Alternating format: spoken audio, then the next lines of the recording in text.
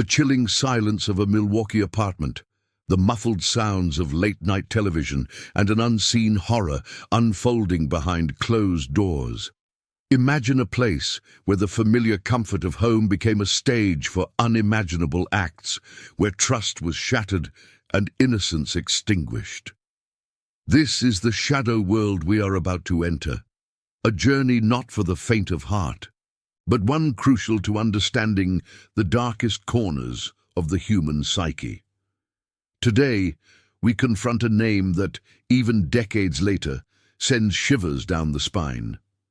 Jeffrey Dahmer.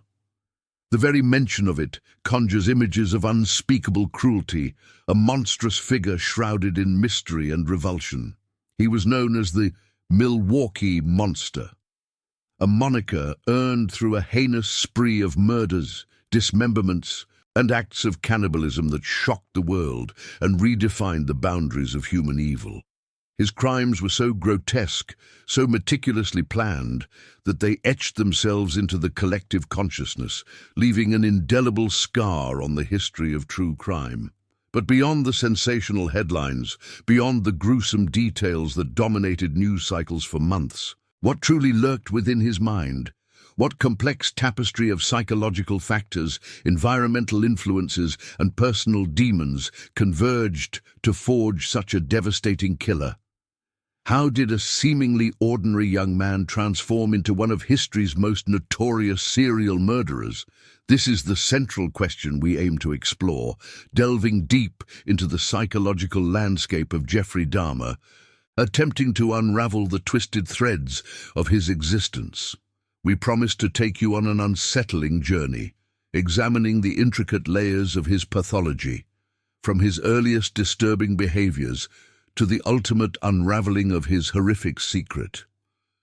We will dissect the subtle cracks in his childhood, the escalating depravity of his crimes, and the systemic failures that allowed him to operate with such chilling impunity for far too long. Our exploration will not be an exercise in glorifying evil, but rather an attempt to understand it, to learn from it, and perhaps to gain insights that might prevent similar tragedies in the future. We will scrutinize the moments where society failed, where warning signs were missed, and where the most vulnerable became prey. It's a difficult truth to face, but one that demands our attention, for only by truly understanding the darkness can we hope to bring more light. We will trace the path from a troubled youth to the cold, calculating predator he became, examining the internal and external forces that shaped his terrifying reality. Prepare yourselves for a deep dive into the mind of a killer, a psychological autopsy of one of the 20th century's most infamous figures. His story is a stark reminder that evil often wears a disguise, lurking in plain sight, waiting for the opportune moment to strike. This is not just a recounting of events, it is an investigation into the very nature of human depravity, a quest to understand how such a monster could be made. Before we continue, subscribe to the channel and tell us in the comments where you are watching from. The origins of this chilling transformation can be traced back to Jeffrey Dahmer's earliest days, a childhood that on the surface appeared unremarkable, yet harbored subtle, insidious cracks. Born in Milwaukee, Wisconsin in 1960, Jeffrey Lionel Dahmer entered a world that would soon be shaped by profound familial discord. His parents, Lionel and Joyce Dahmer, were caught in a turbulent relationship marked by frequent arguments, emotional instability, and a pervasive sense of unhappiness. This domestic chaos created an unstable environment, a constant undercurrent of tension that undoubtedly impacted young Jeffrey. He was often left to his own devices, a solitary child navigating a home fraught with emotional volatility, seeking solace in his own burgeoning and increasingly disturbing interests. Early red flags, though perhaps dismissed as eccentricities at the time, began to emerge. As a boy, Jeffrey developed a morbid fascination with death and anatomy. He would collect dead animals, dissecting them with a chilling curiosity, often preserving their bones and organs. While some children might explore nature, Jeffrey's approach was detached, scientific, and devoid of the typical emotional responses associated with such experiences. This wasn't merely curiosity, it was a deeply unsettling preoccupation that hinted at a developing pathology. His quiet demeanor often masked these early disturbing behaviors, allowing them to fester largely unnoticed by those around him. The emotional distance from his parents, particularly his mother's struggles with mental health and medication, meant that these nascent warning signs were often overlooked or misinterpreted. Socially, Jeffrey Dahmer was a profoundly isolated child. He struggled immensely to connect with his peers, often feeling like an outsider, awkward and withdrawn. He lacked the social skills to form meaningful friendships, and this isolation only deepened his internal world, pushing him further into his own fantasies. He was an observer, not a participant, in the social rituals of childhood and adolescence. This inability to forge connections fostered a deep sense of loneliness and alienation, contributing to the development of increasingly bizarre coping mechanisms. He found comfort not in human interaction, but in his macabre hobbies, where he could exert control over life and death in a way he couldn't in his own chaotic home life. These early experiences, the fractured home, the disturbing fixation on death, and the profound social isolation laid the groundwork for the horrors to come. They weren't isolated incidents, but rather interconnected threads, weaving a tapestry of a developing pathology. The lack of emotional nurturing and guidance, coupled with an inherent predisposition, allowed these nascent dark impulses to take root and grow. The seeds of what would become the Milwaukee Monster were sown in these formative years, nurtured by neglect and the absence of healthy emotional development. His childhood wasn't overtly traumatic in the conventional sense of physical abuse, but the emotional void and the constant undercurrent of parental strife created a fertile ground for his darker inclinations to flourish. These were the first subtle signs of a mind beginning to fracture, a journey into darkness that would tragically end in the loss of many innocent lives. The seemingly innocuous curiosity about dead animals slowly morphed into a much more sinister desire for control and dominance, foreshadowing the monstrous acts that would later define his infamous legacy. It was a slow, insidious creep towards depravity, almost imperceptible until it was far too late. The slow, insidious creep towards depravity, almost imperceptible until it was far too late, culminated in the shocking transition from fantasy to grim reality. In June 1978, just weeks after his high school graduation, Jeffrey Dahmer committed his first murder. The victim was 18-year-old Stephen Hicks, a hitchhiker Dahmer had lured back to his parents' home in Bath, Ohio. What began as a seemingly innocent encounter, fueled by alcohol and a burgeoning, twisted curiosity, quickly spiraled into unspeakable horror.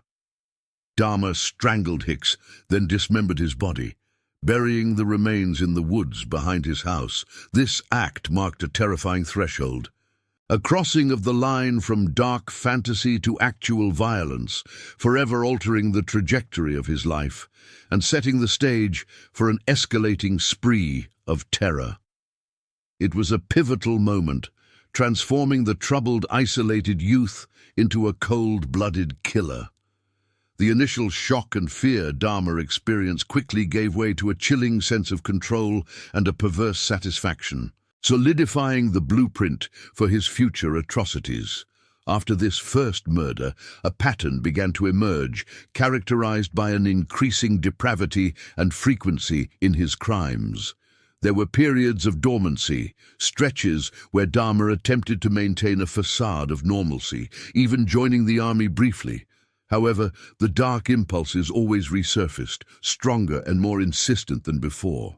His methods became more refined, his rituals more elaborate, all centered around a desperate, pathological need for control and companionship.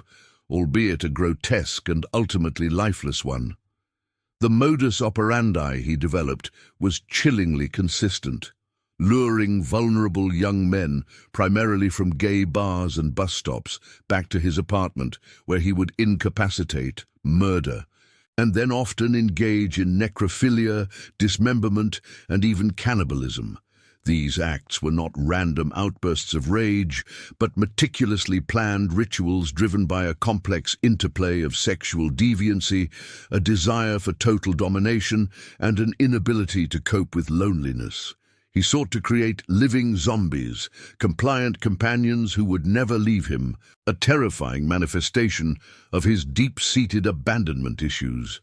Alcohol and substance abuse played a significant, destructive role, not merely as a disinhibitor, but as a constant companion to his escalating dark impulses.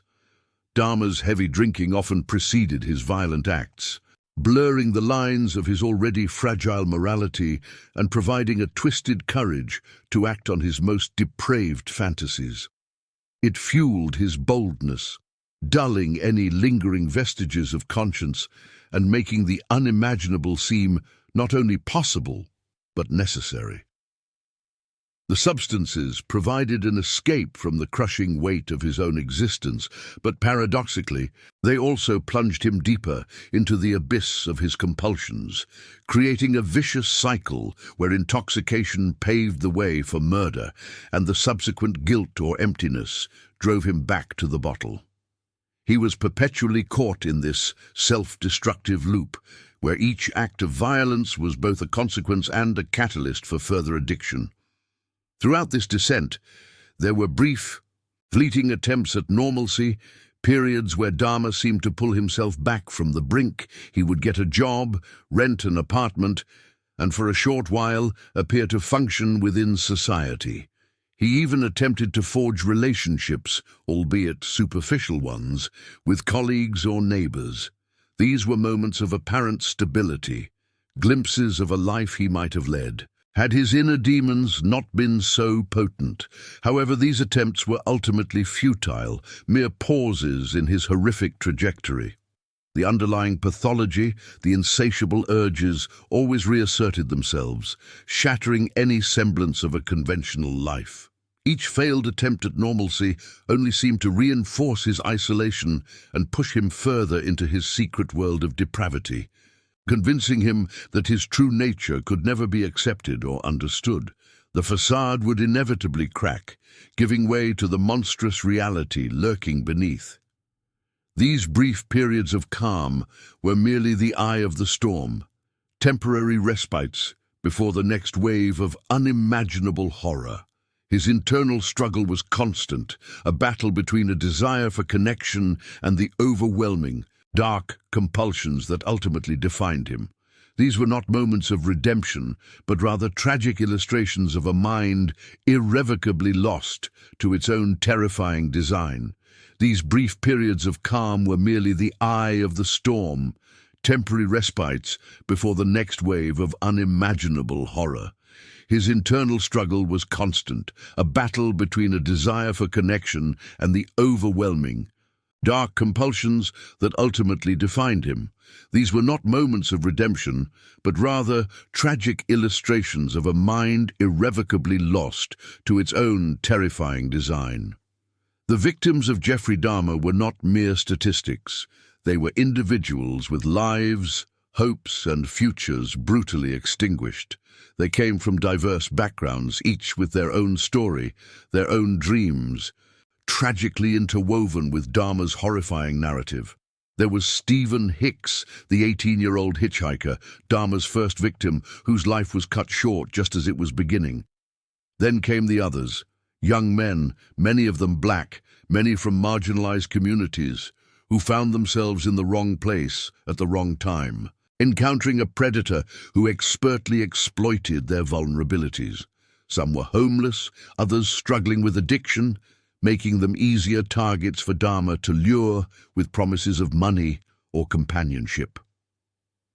The tragic fates of individuals like Conorak Synthesomphone, a 14-year-old Laotian boy, and Tony Hughes, a deaf man, underscore the profound humanity lost to Dahmer's depravity. These were sons, brothers, friends, whose absence left gaping wounds in the lives of those who loved them, wounds that would never fully heal. Their stories are a poignant reminder that behind the sensational headlines were real people whose lives were stolen with unimaginable cruelty. Perhaps one of the most chilling aspects of Dahmer's reign of terror was not just his monstrous acts, but the systemic failures that allowed him to elude capture for so long.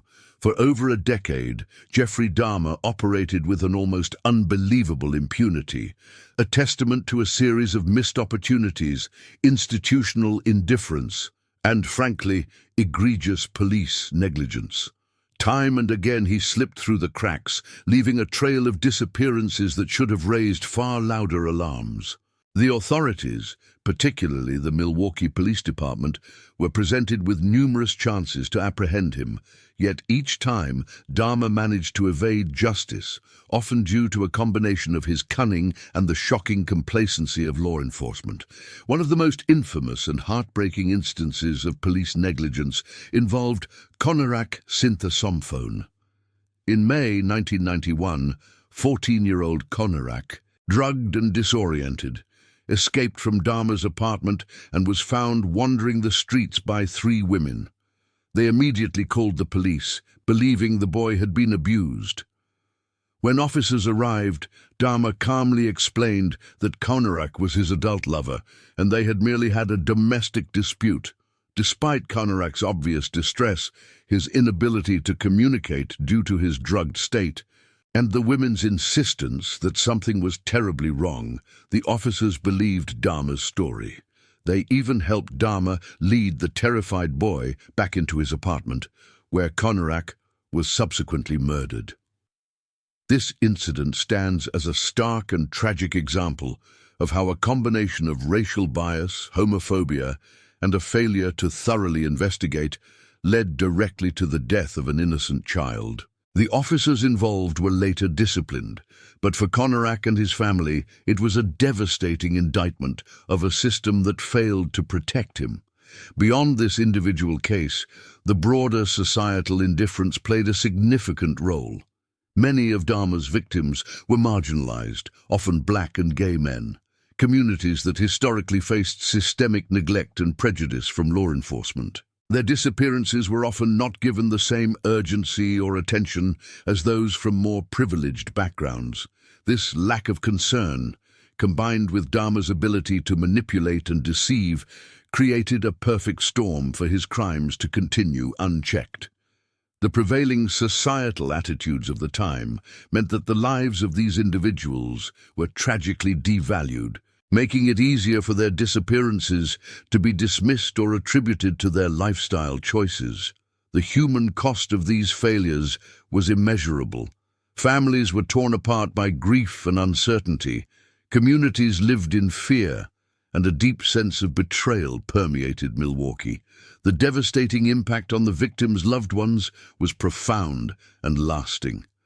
They endured years of not knowing, followed by the horrifying realization of the truth. The pain of losing a child, a brother, a friend, compounded by the knowledge that their deaths might have been prevented, left an indelible scar. The Dahmer case forced a painful reckoning with the systemic biases and failures within law enforcement and society at large, highlighting how prejudice can blind those sworn to protect, leading to unimaginable tragedies. The quiet suffering of these families echoed far beyond the walls of Dahmer's apartment, a somber reminder of the lives tragically cut short and the profound ripple effect of such heinous acts. The horrific charade finally came crashing down on July 20, 1991. The catalyst for Dahmer's undoing was Tracy Edwards, a man who, unlike many of his predecessors, managed to escape the clutches of the monster. Edwards, a potential victim lured back to Dahmer's apartment, fought for his life and fled into the Milwaukee streets, flagging down 2 patrol officers. His hands were still cuffed, and he led them back to apartment 213 at 924 North 25th Street. What the officers discovered inside was beyond their wildest nightmares. The air was thick with the stench of decay, a horrifying miasma that coated everything. They found Polaroid photographs documenting dismembered bodies, human remains in the refrigerator, and various tools of his gruesome trade. The apartment was a macabre museum of death, a testament to the unimaginable horrors that had unfolded within its walls. The scene was so profoundly disturbing that even seasoned officers were visibly shaken, their professional detachment shattered by the sheer scale of the depravity. This was not just a crime scene. It was a portal into the darkest recesses of human evil, a place where all norms of humanity had been systematically violated. Jeffrey Dahmer was apprehended without resistance, his reign of terror brought to an abrupt and ghastly end.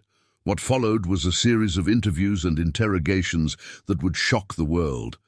Dahmer, surprisingly calm and articulate, began to confess, detailing his unspeakable acts with a chilling precision that left investigators aghast. He spoke of his compulsions, his rituals, his attempts to create zombies to control, and his descent into cannibalism and necrophilia. His admissions were not delivered with remorse, but rather a detached, almost academic recounting of events, as if he were discussing someone else's actions.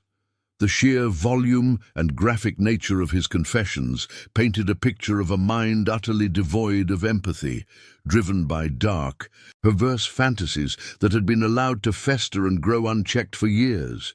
Each word he uttered peeled back another layer of the monstrous facade, revealing the full extent of his depravity to a stunned public. The world listened in horror as the details of his crimes emerged, a grim testament to the unfathomable depths of human evil. As the details of his crimes became public, the legal machinery began to churn. Dahmer's defense team, led by attorney Gerald Boyle, pursued an insanity defense.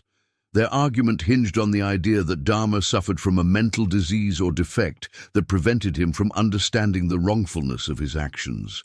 They presented expert testimony from psychiatrists who described his severe personality disorders, his paraphilias, and his delusional states. The prosecution, however, argued vehemently against this, asserting that Dahmer was sane, that he understood the nature of his crimes, and that his meticulous planning and attempts to conceal evidence proved his capacity for rational thought, however twisted. They contended that while he was undoubtedly depraved, he was not legally insane. The legal battle was not about whether he committed the crimes, but why, and whether that why absolved him of moral and legal responsibility. The public outcry was immense, a collective gasp of horror and outrage that echoed across the globe. News channels broadcast every development, newspapers ran sensational headlines, and dinner-table conversations revolved around the unspeakable acts of the Milwaukee monster. People grappled with the incomprehensible nature of his crimes, struggling to reconcile the image of a seemingly ordinary man with the monstrous acts he confessed to. There was a desperate need to understand, to categorize, to explain the inexplicable. How could such evil exist? How could it have gone undetected for so long?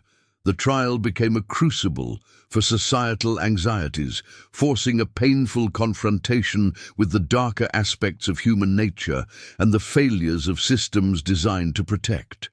The victims' families, enduring the agonizing daily retelling of their loved ones' final moments, became the face of a nation's grief and its demand for justice. On February 15th, 1992, after a tense and emotionally charged trial, the jury delivered its verdict. Jeffrey Dahmer was found sane and guilty on 15 counts of murder. He was subsequently sentenced to 15 consecutive life terms, totaling over 900 years in prison. For the families of the victims, it was a moment of profound, albeit incomplete, closure. Justice, in a legal sense, had been served. Yet for many, the verdict, while necessary, did not answer all the questions. The legal system had determined his sanity, but the underlying psychological enigma remained. The horror of what he did was clear, but the why continued to haunt, leaving a lingering sense of unease and a profound curiosity about the dark corners of the human mind. The judgment provided a legal end to his reign of terror, but the shadow of his actions would forever loom large. The legal determination of Dahmer's sanity, however, was merely a starting point for the deeper dives into his psyche. Psychiatric evaluations conducted throughout his incarceration and during the trial painted a complex, disturbing portrait of a man riddled with severe personality disorders. Clinicians grappled with the nomenclature, ultimately settling on diagnoses that included borderline personality disorder, schizotypal personality disorder, and a severe form of necrophilia and cannibalism. Paraphilias that were not merely preferences, but deeply ingrained, compulsive drivers of his horrific acts. These were not casual urges, but profound, obsessive needs that dictated the course of his life and the brutal end of others. The evaluators tried to map the twisted pathways of his mind, understanding how these conditions coalesced into the Milwaukee Monster. His actions were driven by a terrifying cocktail of paraphilias and compulsions, chief among them necrophilia, a sexual attraction to corpses, and cannibalism, the consumption of human flesh. But more than just these base desires, Dahmer harbored a profound, almost desperate need for control. He spoke of wanting to create zombies, compliant partners who would remain with him forever, free from the threat of rejection or abandonment.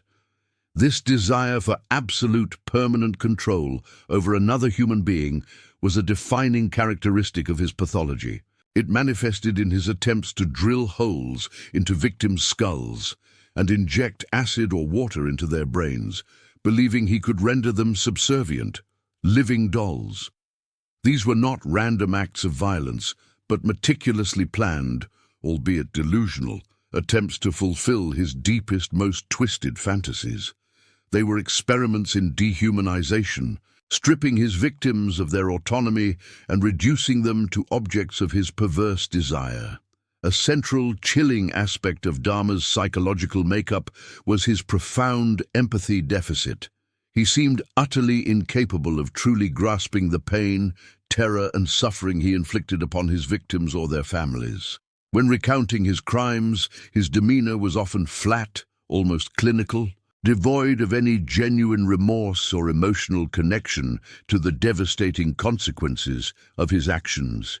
He could articulate the facts of what he did, but the emotional resonance, the human impact, appeared completely alien to him. This lack of empathy is a hallmark of psychopathy, allowing individuals to commit heinous acts without the internal moral brakes that most people possess. It's a void where compassion should be, replaced by a cold, calculating self-interest. This deficit wasn't just an absence of feeling, it was an active disengagement from the humanity of others, enabling him to view them as mere objects for his gratification. The question of nature versus nurture inevitably loomed large in discussions about Dahmer. Was he born with a predisposition towards such evil, or did his upbringing and experiences shape him into a monster? Experts debated the influence of his turbulent childhood, marked by his parents' acrimonious divorce and his own social isolation. His early fascination with death, his cruelty to animals, and his burgeoning sexual deviancies were all examined as potential indicators of an innate pathology. Yet others pointed to the environmental factors, the lack of consistent parental guidance, the enabling of his alcohol abuse, and the systemic failures that allowed his crimes to escalate as crucial elements in his development. There is no simple answer, and perhaps it is a tragic interplay of both, a confluence of genetic vulnerabilities and environmental triggers that forged his horrifying trajectory. It became clear that such extreme cases rarely have a single, isolated cause, but rather a complex web of contributing factors. The enduring fascination with Jeffrey Dahmer, even decades after his crimes, speaks volumes about the human need to understand the darkest corners of our own species. Why do we continue to study such cases? Perhaps it's a primal urge to comprehend the incomprehensible, to categorize and therefore, in some small way, control the fear that such evil could exist.